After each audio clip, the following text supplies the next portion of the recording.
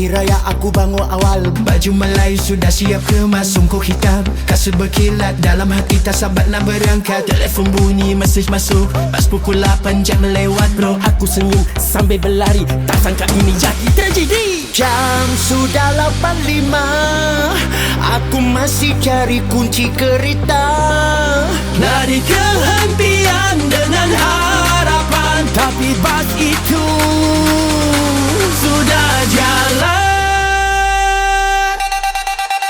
Alamak, terlepas bas raya, tiket di tangan, bas entah ke mana. Tak balik kampung tahun ini, tapi hati tetap raya. Alamak, terlepas bas raya, mak ayah senyum dalam video call saja. Walau tak sampai ke desa, kita joget raya sama-sama saja.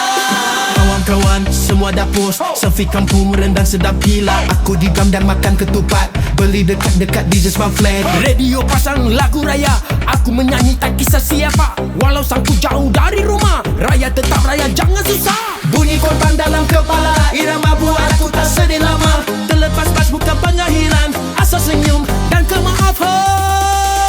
Alamak, terlepas bas raya, jalan jam, salah aku juga. Tak balik kampung tahun ini, tapi semangat tetap tinggi.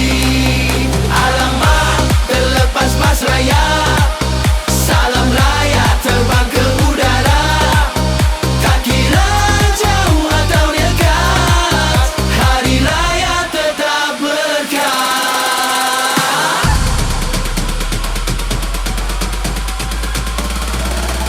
Hari raya tetap berkah.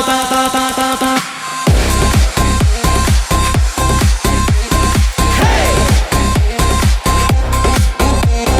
Hey!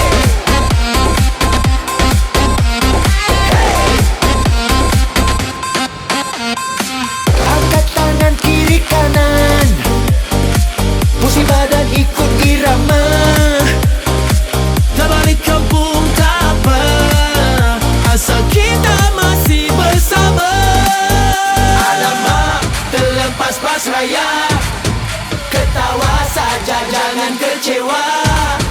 Cerita ini jadi kenangan, tahun depan aku balas balik. Alamak, terlepas bas raya, hari raya kita raikan bersama.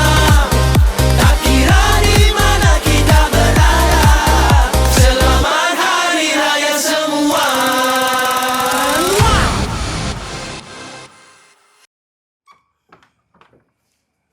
Nanti belum habis lagi. Nak balik kampung, tak ada kenderaan? Jangan risau. NJ Car Dealers ada. Hubungi kami di bawah. Apa ni? Apa ni? Relax lah. Dah habis lah. Dah. Dah habis. Balik. Baiklah. Kau tunggu apa lagi? Dah, balik.